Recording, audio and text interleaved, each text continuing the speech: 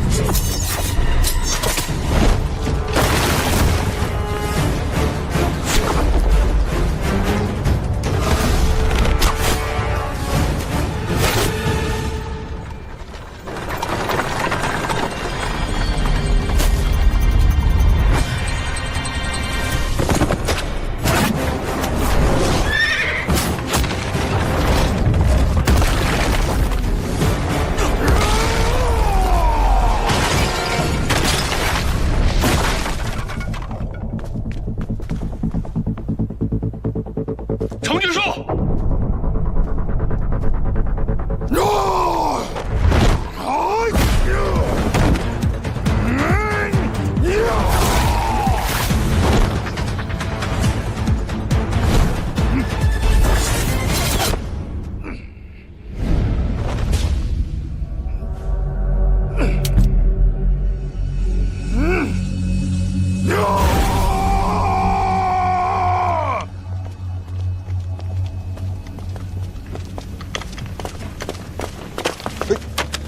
何事如此惊慌？程巨树在牛栏街现身，正与人交锋。北齐程巨树，那可是8品的高手啊！何人能与他交锋？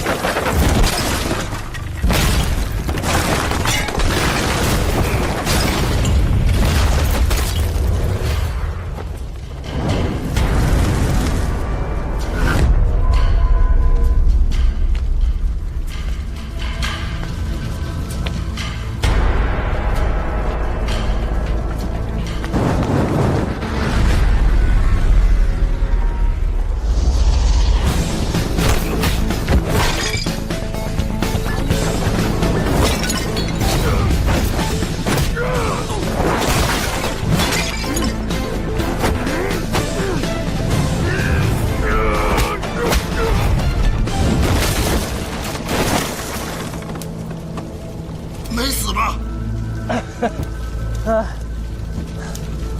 你答应我的地和牛还没给我，我干嘛要死？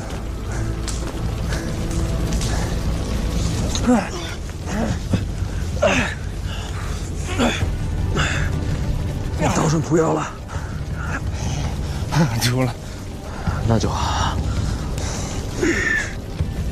你先走。你不是涂了药吗？这是程巨树，8品高手，一身横练，未必能放倒。一起走。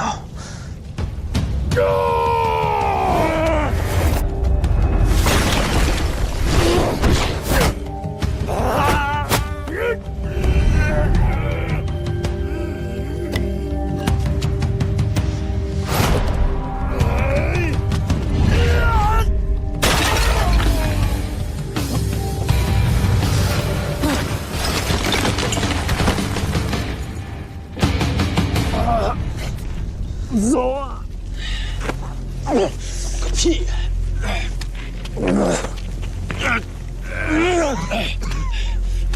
这倒不死，这家伙运气不错，我真气一旦爆发，打他不在话下。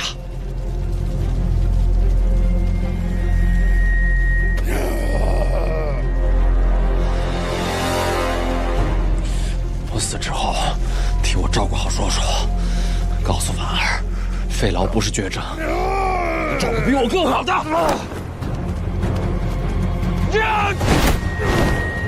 那些废话，留着自己说去吧。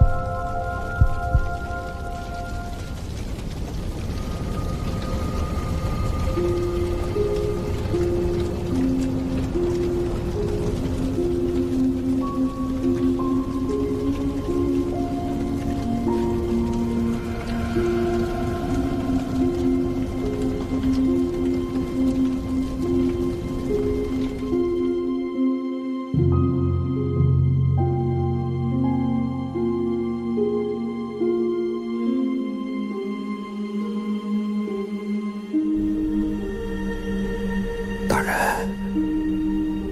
大人醒醒！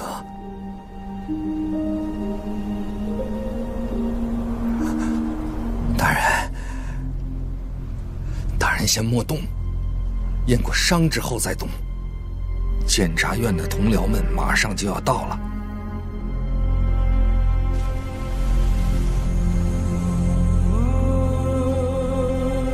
叫醒他，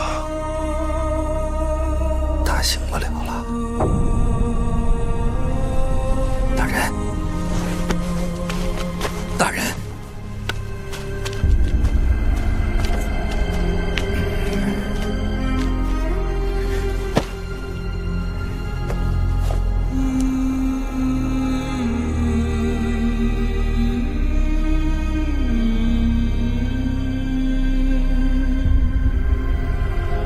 他跟你说什么了？我到的时候，人已经断气了。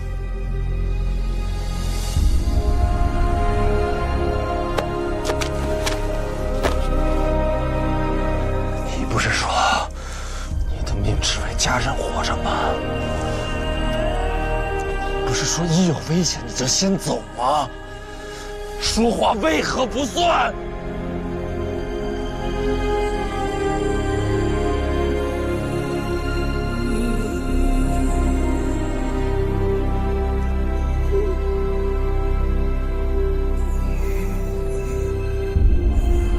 他还没死。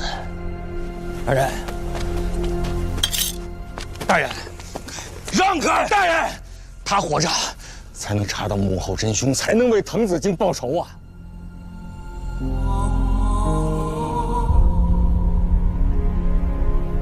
谁来审他？监察院。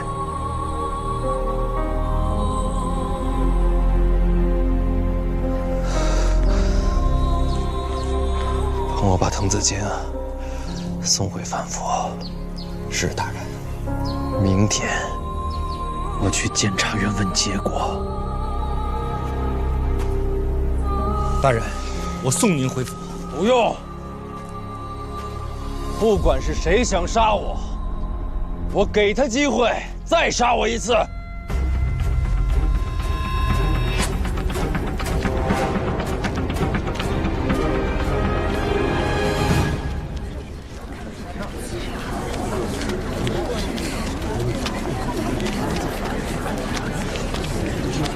说这么是要去哪儿？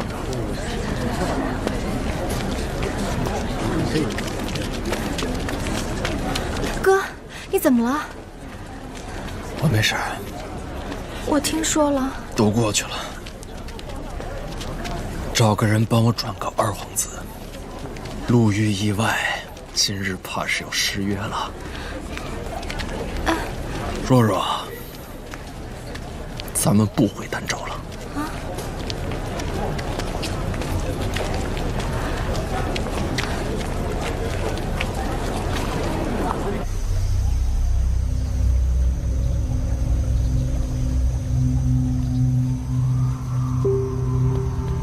恐怕是坏消息。北齐程居术在牛栏街刺杀范闲，结果呢？死了2个女刺客，他那边死了1个护卫。程居术还活着，已经被监察院带走，应该要查幕后指使。敢在京都内刺杀，好大的手笔！我的嫌疑最大。殿下，我约的范闲服忠于此，请殿下先回宫。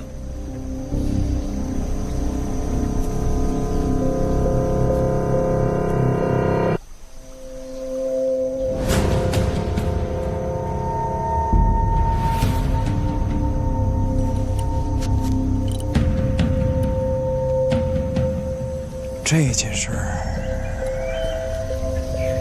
恐怕要震动京都。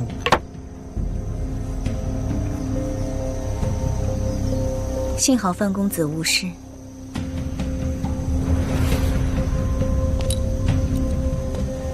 却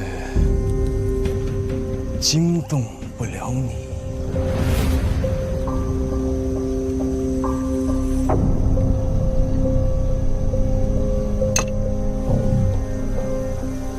殿下所说何意？李李不懂。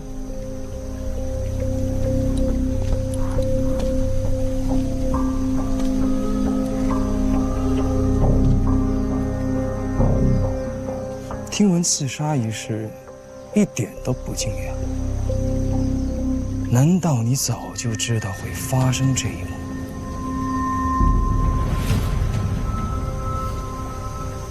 殿下想如何做？随口说说，何必当真？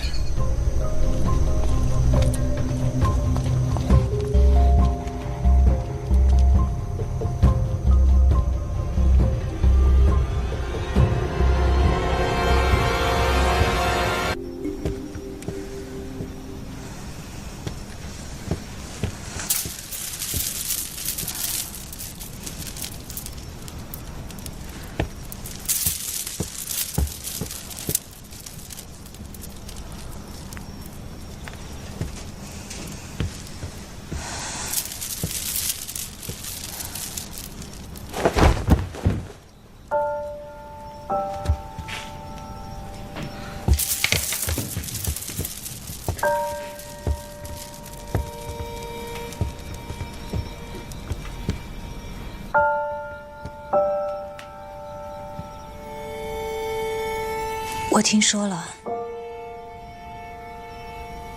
我听说战况惨烈，我一直在担心你。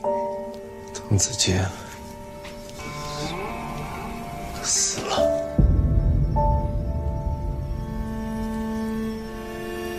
他是你的护卫，他不是护卫，他是个笨蛋。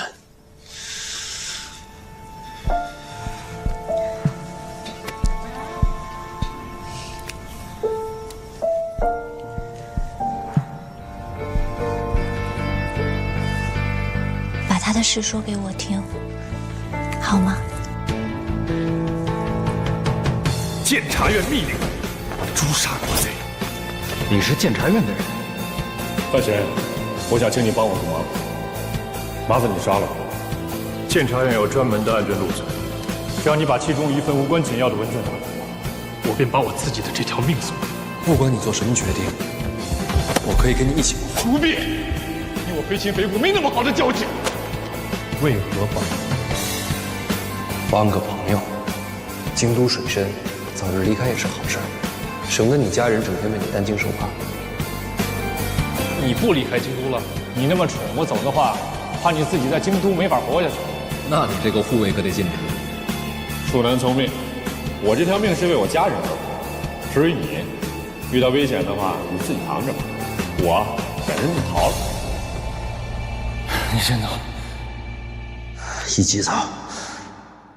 走啊！他自己跟我说过，说他遇到了危险自己先走。为什么骗我？他把答案早就跟你说了。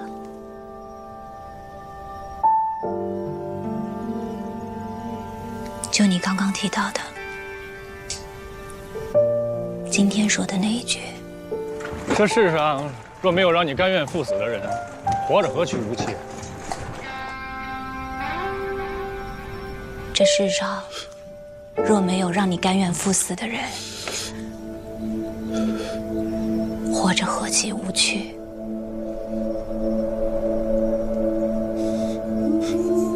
他说的是他的家人。对他来说，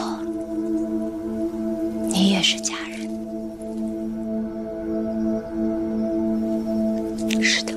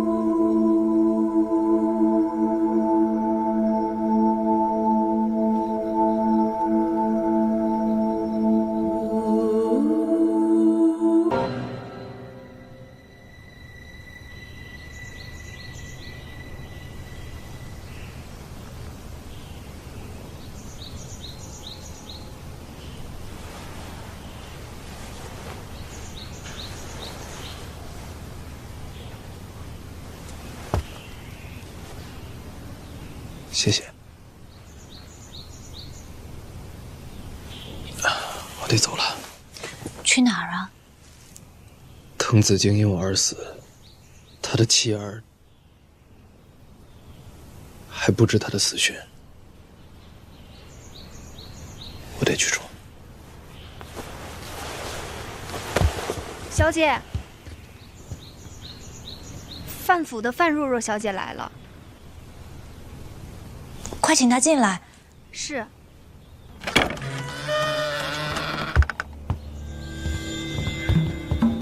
哥，监察院要放程巨树。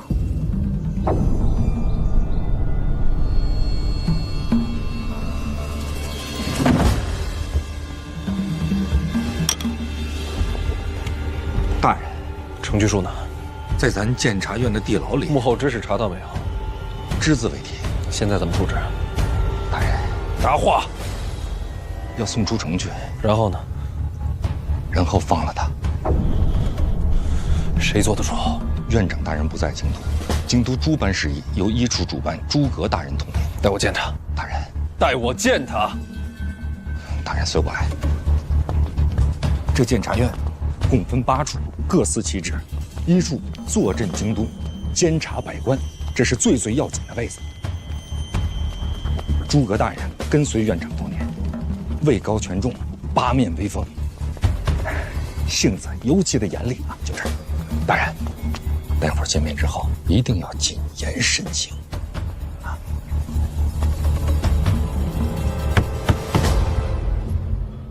朱大人，费老亲传弟子，监察院提司范闲范大人求见。不见。一定要谨言慎行啊！哎，大人，朱大人，你要放程巨树？监察院8位主办，论能力，费介可位列前3，但论办事，我最瞧不上的就是他，公私不分，意气用事，主次难辨，不识大体。你作为他的弟子，为人行事莫要学他。为什么要放程巨树？你只需听令行事，莫要多问。监察院提司，独立于8处之外，与各大主办平级，这腰牌不假吧？不假。好，我再问你一遍，为什么要放程巨树？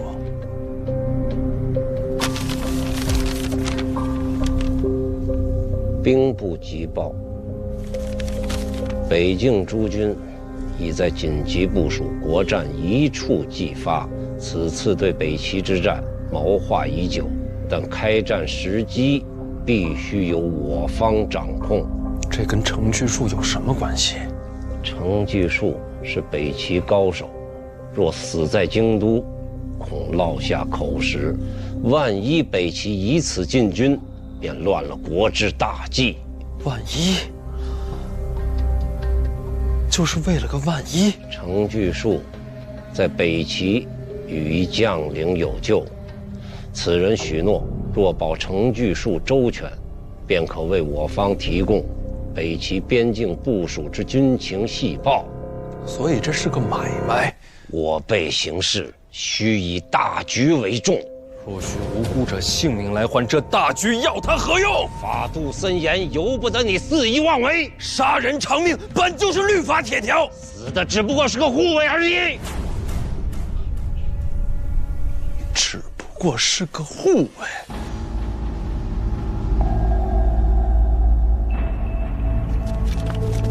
朱大人，门口那块碑上写着“人该生来平等，并无贵贱之别”，这是监察院立足之本呐。护卫也是人，是他儿子的父亲，是他发妻的夫君。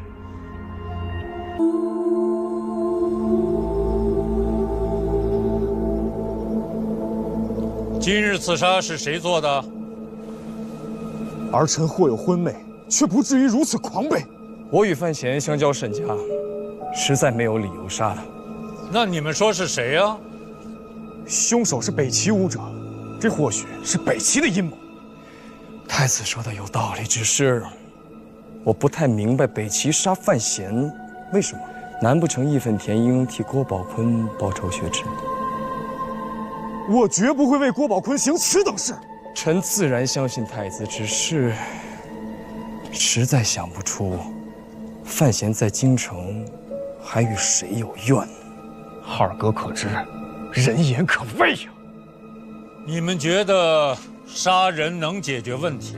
当然不能，世事纷扰，千头万绪，岂是杀人就能解决的？我也是这么觉得。朕觉得可以。范闲阻止杀范闲，府衙起疑可以杀府衙。监察院如果追问的话，可以杀进监察院。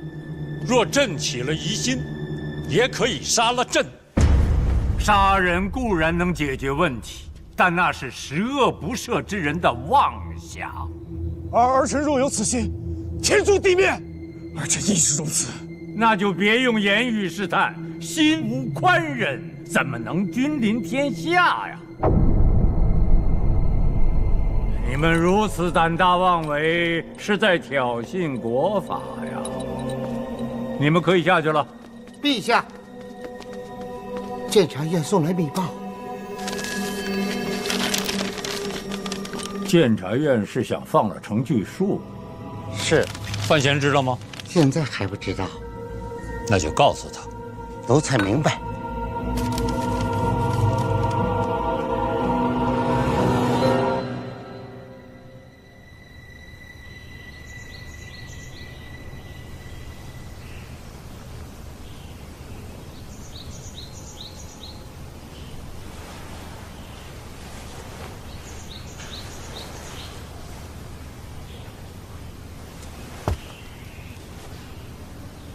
谢谢。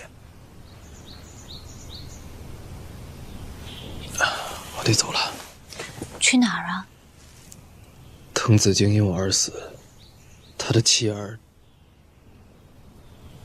还不知他的死讯，我得去说。小姐，范府的范若若小姐来了。快请她进来。是。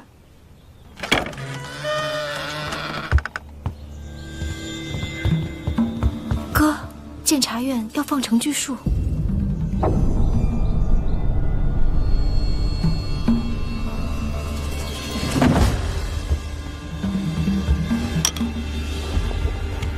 大人，程巨树呢？在咱监察院的地牢里。幕后指使查到没有？只字未提。现在怎么处置？大人，答话。要送出城去。然后呢？然后放了他。谁做的主？院长大人不在京都，京都诸般事宜由一处主办，诸阁大人统领。带我见他。大人，带我见他。大人随我来。这监察院共分8处，各司其职。1处坐镇京都，监察百官，这是最最要紧的位子。诸葛大人跟随院长多年，位高权重，八面威风，性子尤其的严厉啊！就是，大人，待会儿见面之后一定要谨言慎行啊！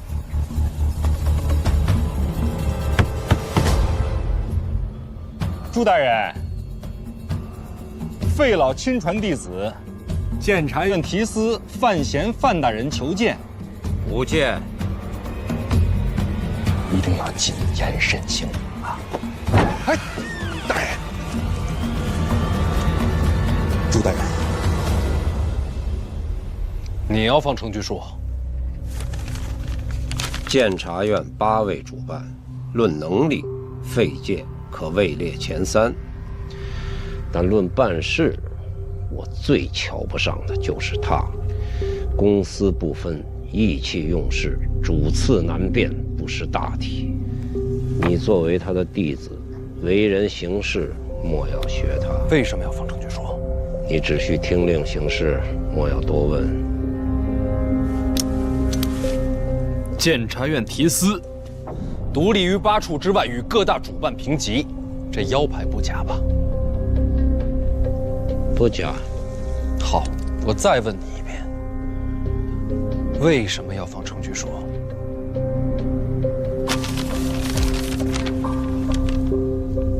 兵部急报，北境诸军已在紧急部署国战一触即发，此次对北齐之战谋划已久，但开战时机必须由我方掌控。这跟程据树有什么关系？程据树是北齐高手，若死在京都，恐落下口实。万一北齐以此进军，便乱了国之大计。万一，就是为了个万一。程据树在北齐与一将领有旧，此人许诺，若保程据树周全，便可为我方提供北齐边境部署之军情细报。所以这是个买卖。我辈行事须以大局为重。若许无辜者性命来换，这大局要它何用？法度森严，由不得你肆意妄为。杀人偿命本就是律法铁条，死的只不过是个护卫而已。只不过是个护卫。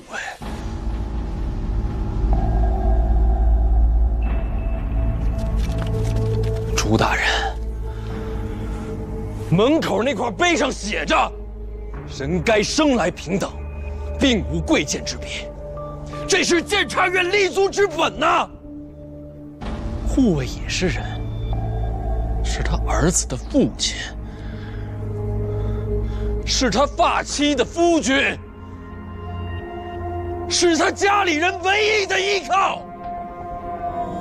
如今亡者尸骨未寒，杀人者却逍遥法外，国法何在啊？天理何存啊？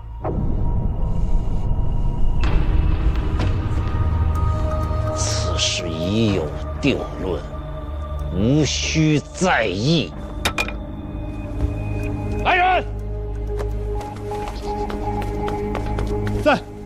传我令下去，程据树一事由我依处经办，就算有人手持提司腰牌，也不可将人交出。是。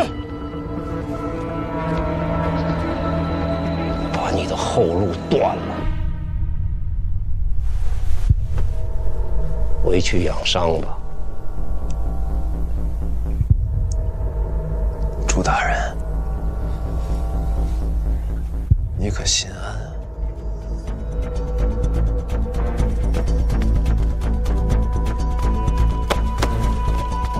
王启年告他，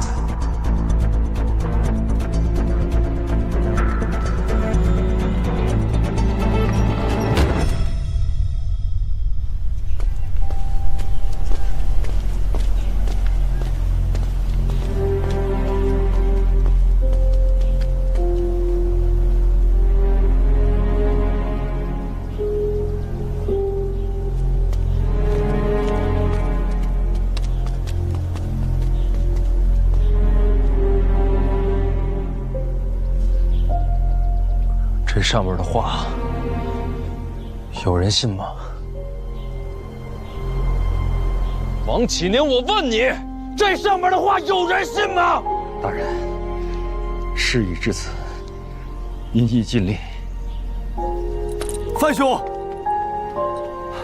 殿下和我向范兄致歉。若不是殿下约范兄前往醉仙居，也不会遇到如此险情。但是还请范兄相信，此次厮杀绝非殿下所为。那你帮我个忙呗，请讲。从监察院把程据树调出来，以国法斩之。范兄，若程据树在刑部、在城卫、在京都府，殿下都有办法杀他。只是这监察院陛下早就下了命令，皇室中人不可插足，即便是太子也无权过问。或者重金赏赐于那护卫家人，给他们足够的补偿如何？换了是你，你愿意用多少银子换你家人性命？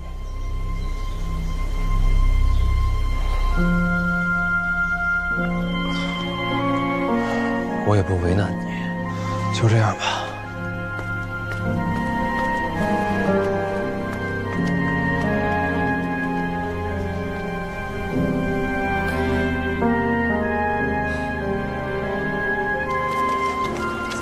跟着干嘛？送大人回府。京都城内还有哪方势力不畏惧监察院？没有了，禁军城卫要受监察院辖制，府衙又是卫院如虎，皇室子弟不得介入，满朝文武又是明哲保身。大人今天提寺腰牌被禁，令尊又只是一个户部侍郎，我替大人前后都想过了一遍，实在是无力回天了。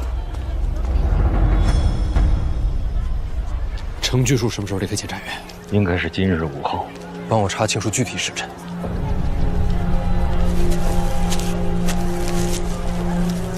暂时身上只有这些，回去我再给你造。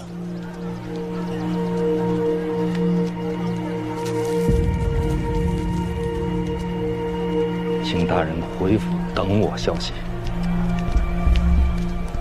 多谢。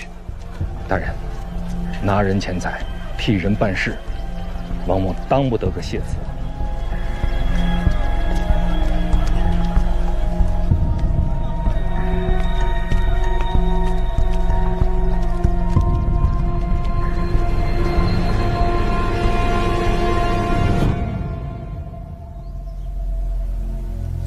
娘，你怎么一宿都没睡觉？灯怎么还不熄呀？爹怎么还没回来？我想了想，他对我不错，我以后多叫他几声爹，他爱听。好。我今天想给住在箱子里的好朋友买糖葫芦吃。若是见到你爹，让他早些回家。给箱子里的好朋友买糖葫芦吃喽！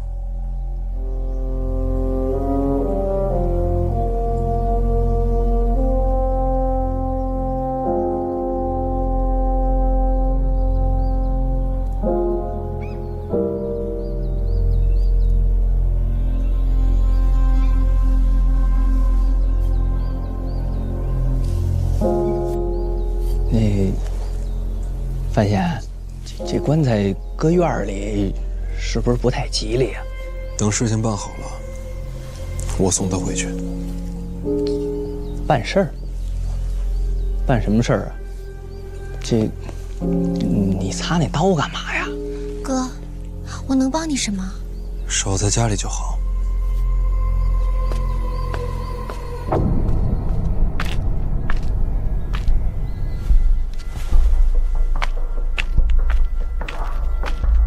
怎样？查实了，半个时辰之后，从监察院送走，北门出城，水路离京。等我回来。哥，我不喜欢这样，一点忙都帮不上。沿这条路，出北门，到码头之前有片小树林，在那儿杀程居术最为合适。城外树林，对，这是唯一的办法。先想法子引走押送者，趁无人之时杀了程居术。这样，即使将来朱大人知道这事情是你做的，没有真凭实据，他也不能拿你入手。只是那程居术虽然受了重伤，但毕竟是8品高手，而大人身上尚未痊愈，有些冒险的。哎，大人，这边才是出城之路。谁说我要出城了？可只有那片小树林里才没有人。为什么要没人？多谢你查探消息，接下来的路不必跟了，免得牵连。大人，你要在哪儿动手啊？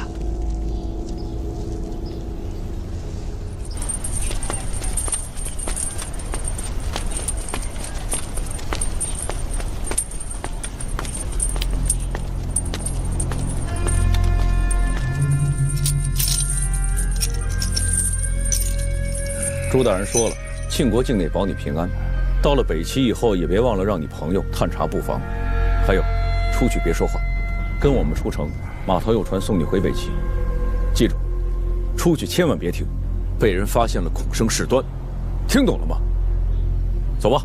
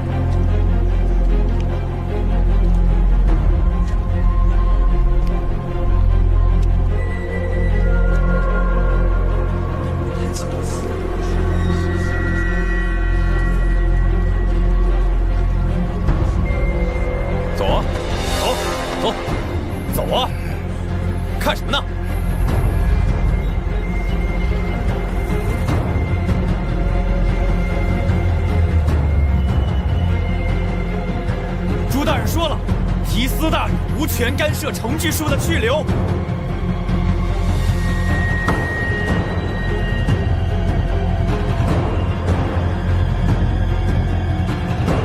我不是来干涉的，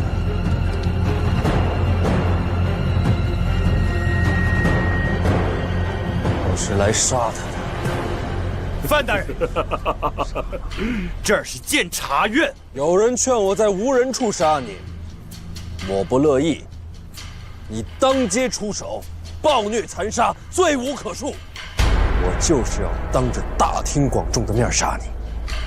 有人要跟你做交易，我不做。大局不能杀你，我来杀。拖住范闲，跟我走，走，走。上次一战，我真气又有精进，今日你必死无疑。快叫人阻止范闲！在这个世界上，如果没有让你甘愿去死的人，那活着多没意思。我明白，有了这样的人，在这个世界才算扎下了根。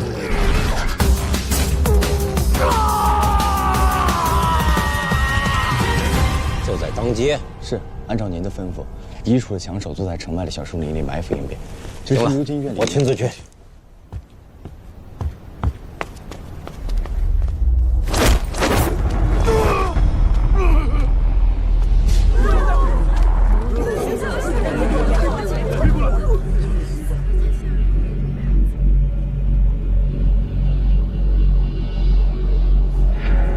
这是滕子京的岛，你应该记住这名字。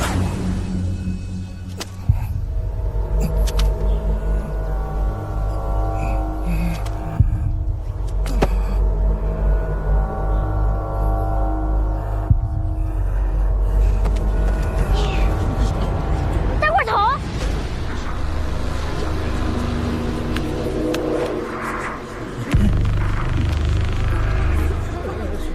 我还在找你呢。你不就在箱子里了？你过来！范叔叔，别动手！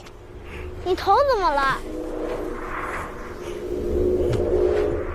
你别伤害他，我可以放你走。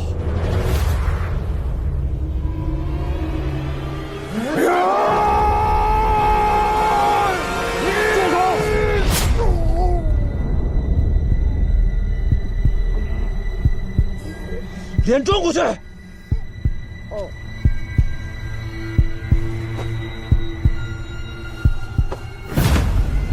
你和箱子里的大块头认识吗？你刚才挟持的做人质，或许还有机会。我出生以来，见我面者有恐惧，有厌恶，要么求我杀人，要么退避三舍，请我吃果子的只有他一个。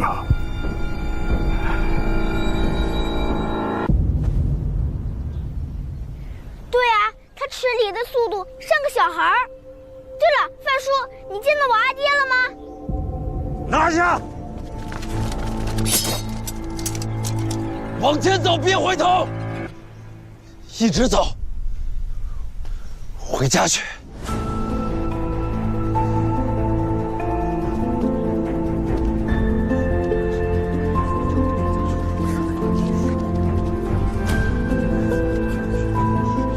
一直走。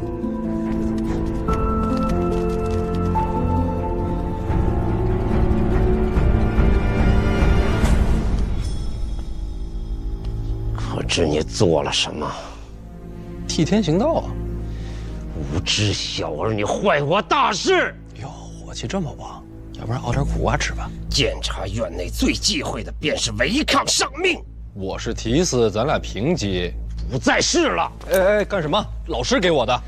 废戒若在，我也断他个识人不明之罪。行啊，朱大人，这么大的官威，在监察院里边一手遮天了。范闲，你一生的前途就毁在今朝。哼，要不我给你道个歉好使吗？啊，押入地牢。地牢里伙食怎么样啊？我不爱吃辣，每天要煲汤。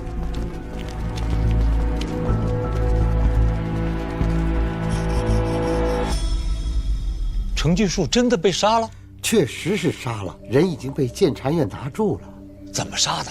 这范公子实在嚣张了些，连出城都懒得等，直接在监察院门口众目睽睽之下搏杀程巨树。不知有多少人亲眼得见呢？这是血性少年，看来这个消息啊，想瞒都瞒不下来了。这何止是血性啊，更多的是审时度势。这当街杀人毫不遮掩，也叫审时度势。这一杀，杀得妙。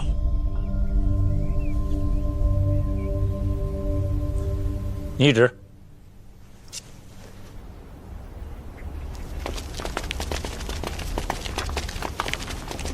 哎呦，朱大人！朱大人！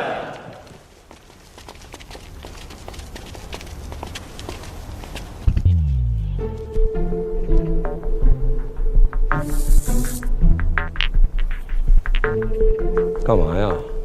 你们三处这是要反呐？哎呦，哪儿敢呢，大人！费老临走前交代过我们，这范小爷呀，我们得尽心护着。费介不在京都，费老在不在，我们三处不都是费老的马前卒吗？范小爷，放心，你是费老的衣钵传承，我们三处都是你师兄，师兄们在，别怕啊！师兄们好。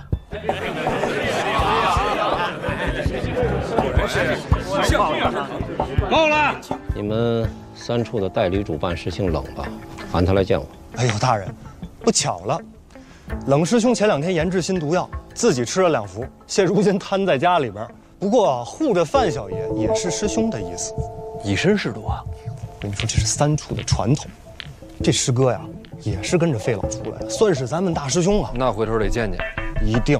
哎，不过这毒有点重啊，10天半个月起不来，你得等等。大师兄果然威武啊！那可不。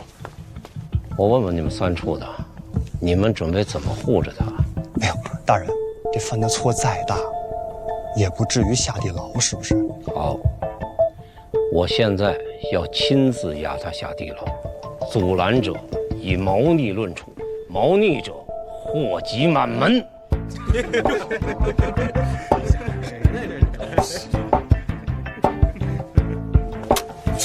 让路，备押！师兄且慢。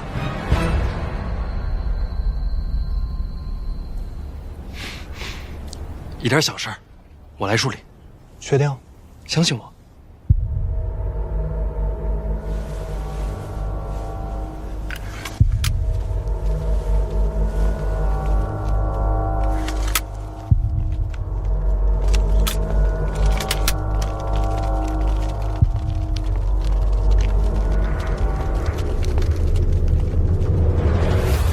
费介不在京都，三处群龙无首，成不了事。我已然很澄情了。范闲，你坏我伐齐谋略，今日谁也救不了你。杀程巨树的时候，可有想过此刻呀？舒大人留步，稍等。怎么，一个文书也敢拦我？您误会了，小人就是吃了雄心豹胆，也不敢拦您的路啊。哎呀，让开！等一下，等一下，信不信我革你的职？大人，范大人对庆国有功啊！疯了不成？敢问大人，北齐哪位将军提出要用程巨树换他们的军机密报？这是你该问的事儿吗？大人请看，这是什么？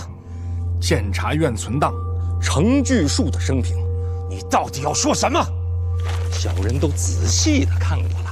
程巨树一生孤僻，为人桀骜，不曾在军方有过任何好友。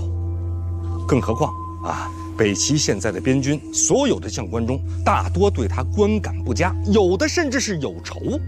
那么既然如此，怎么会有人提出用他们的军机密报来换程巨树的性命呢？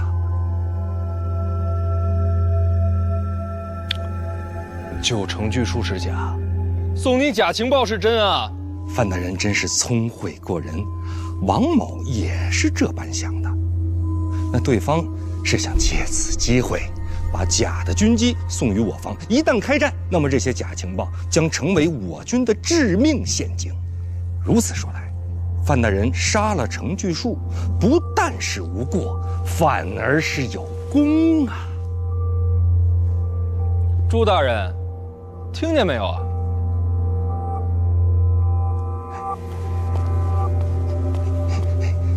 朱大人，您就看在范大人这是误打误撞、拨乱反正的份上，您就对他小惩大戒吧。王启年，为了救范闲，你真是不遗余力呀！哟，您言重了，我是就事论事啊。你以为这些东西只有你能看到吗？国运之争何其重要，我能不查清程巨树的底细吗？那我再来问你，我为什么要用程巨树去换那些假情报？你倒说说看。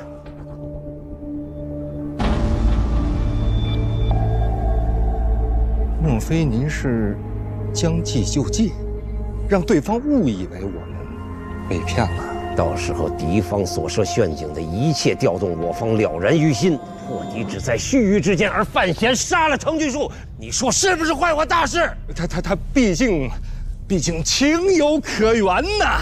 监察院何时以情论事了？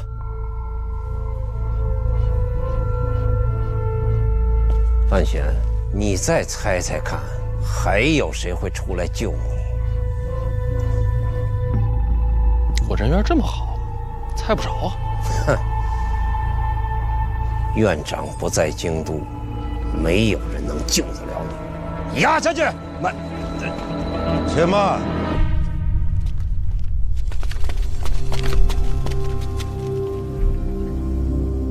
颜若海。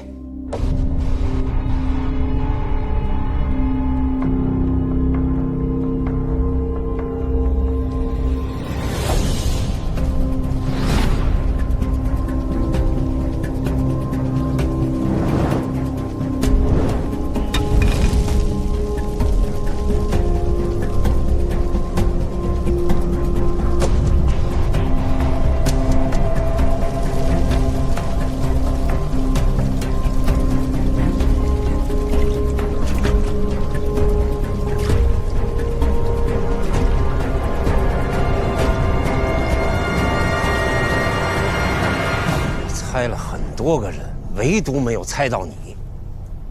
这位大叔是谁啊？你不认识？监察院共8处啊，这位是4处主办，监管京城之外的官员，统查密侦探报的颜若海颜大人。颜若海这名字听着耳熟。我去送人。就马车里坐着那位。严若海的儿子严冰云。这样的人舍得送去敌国，这都是为了你，因为我。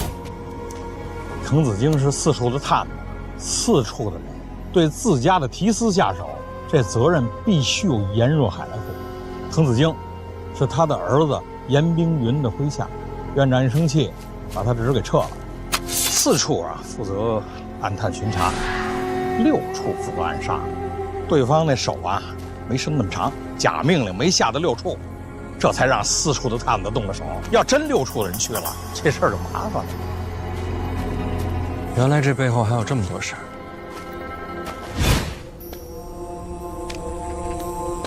我儿子因你被贬出京。你是严冰云的爹。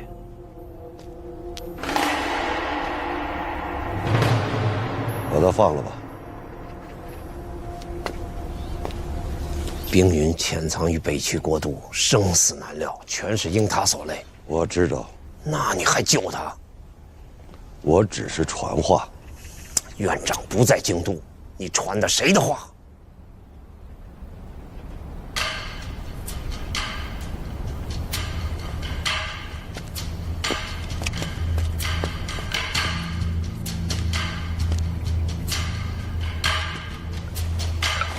陛下密旨。你打算站着接吗？臣听旨。王大人，这是哪出啊？赶紧跪一下吧！跪不了啊，朱大人给我绑上了。朱大人，放肆！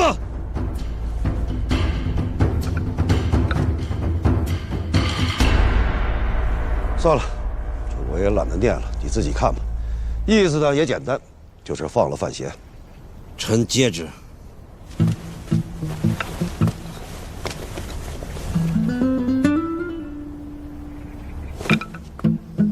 来人，给他松绑。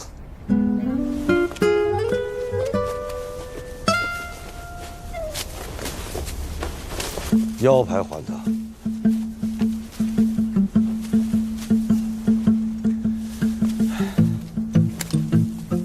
你可以走了。多谢严大人。我儿子事不提，以你这随性的样子，我是很不喜欢的。就算救你，可我还是瞧不上你，所以不用谢，走吧。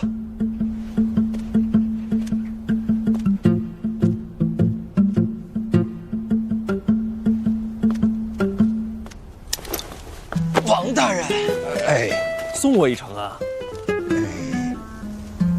我跟他平结。那2位大人，我把范大人赶出去。走啊！哎，朱大人，回见啊！哎，朱大人，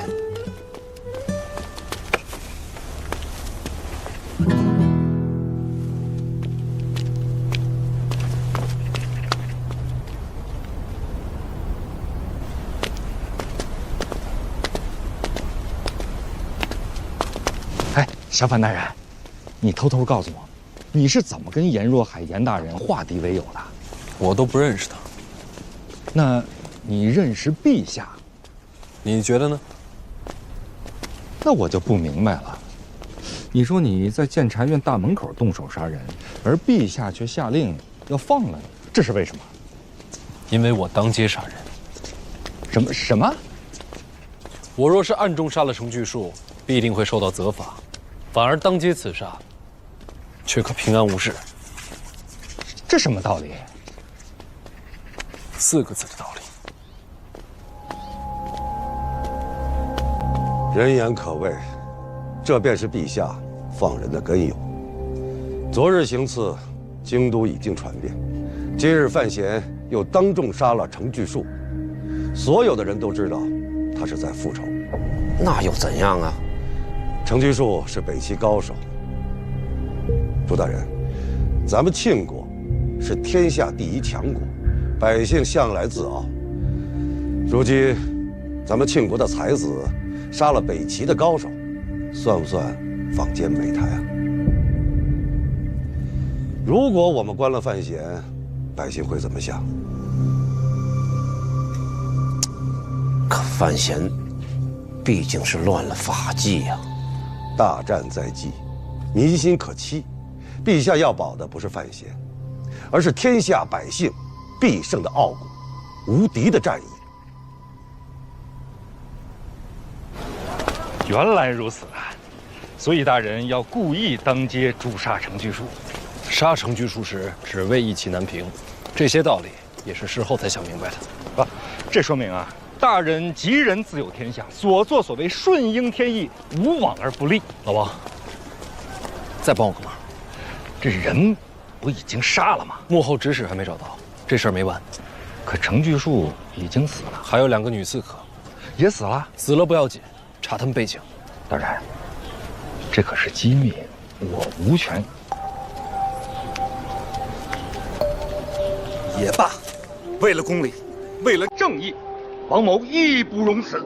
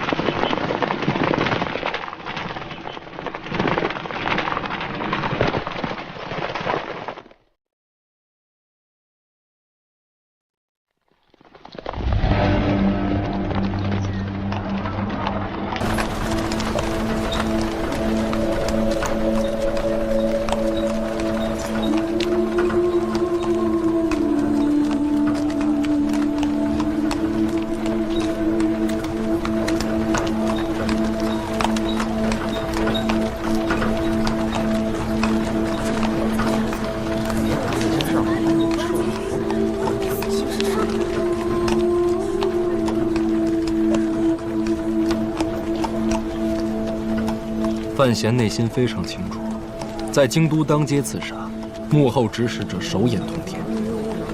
这只是个开始，未来的路，只怕会血海滔天。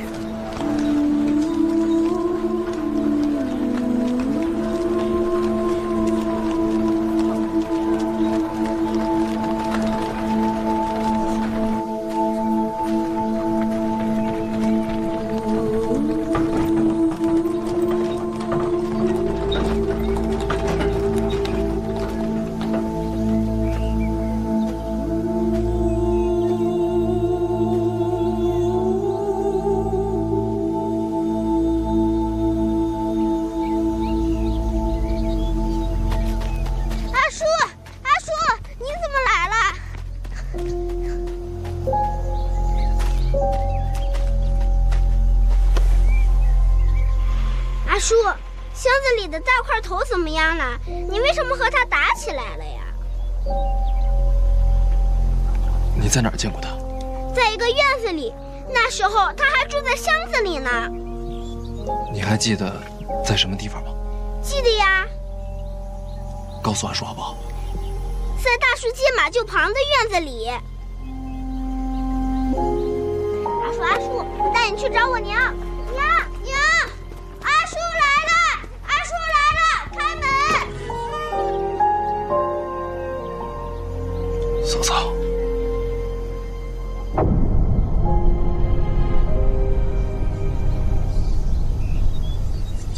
去玩吧。进来说话吧。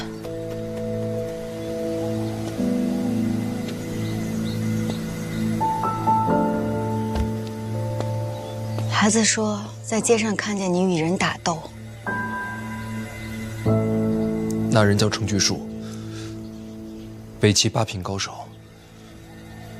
受了伤，行动不便，否则我不是对手。我将其格杀，没让孩子瞧见血腥。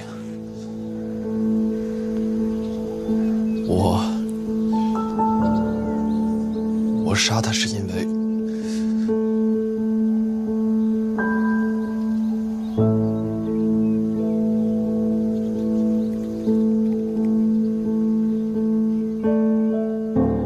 昨日午后，子京与我同行，在牛栏街遭遇刺杀。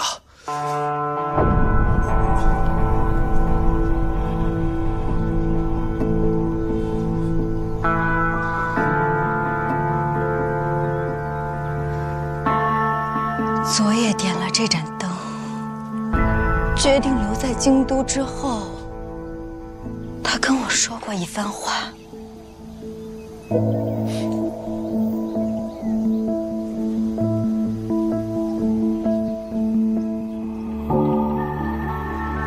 我不愿住在城内，每晚必会回家。记得为我留盏灯。你不回，灯不灭。范公子在京都危机四伏，我在他身旁福祸难测。或许有一日，这盏灯便等不到我。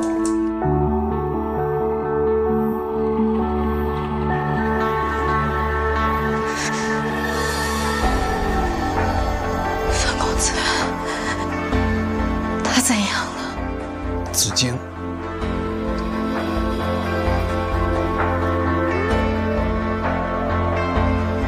战死。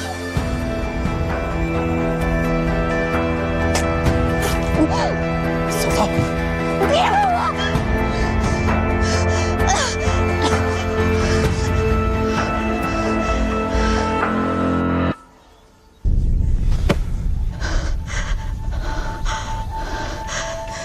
尸首何在？停在院外。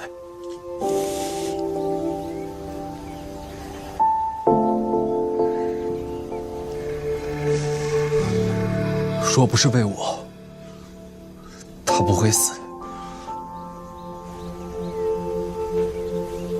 我欠子京一条命。我曾经问他，明知艰险，为何留京？他跟我说，他一知艰险，也想过离去。只是范公子待我已成，视我为友，我留下不是为报恩，不是为护主。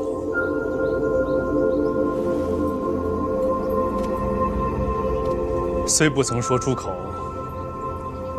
我却也将你视为知己。你小我些年岁，我便把你当弟弟。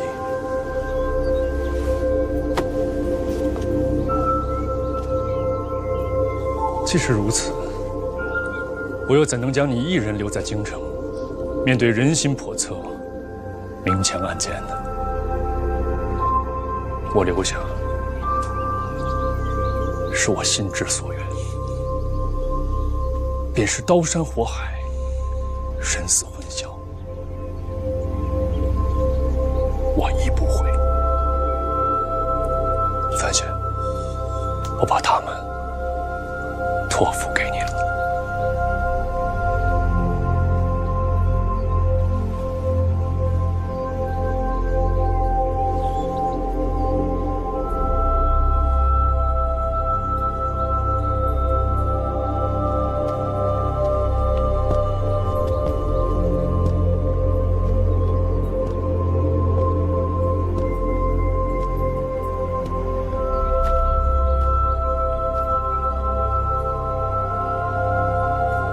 范公子，这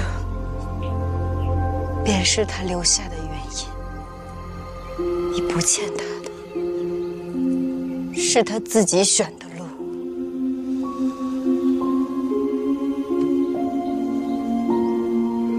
嫂嫂不如和孩子住进京都。从今以后，我视他为子侄。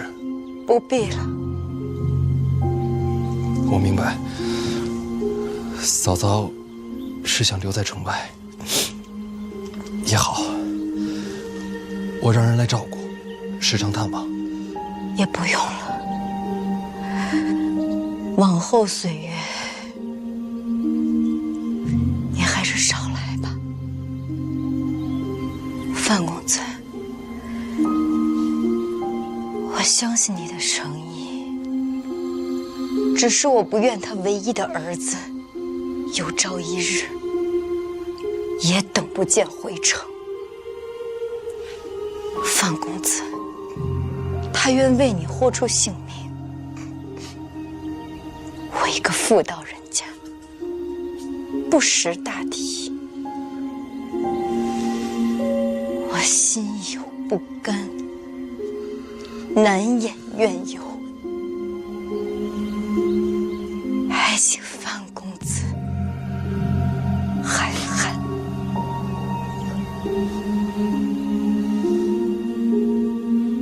我明白。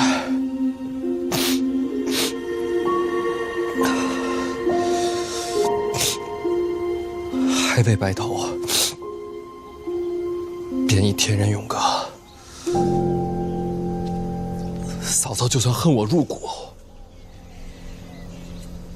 也是应当的。那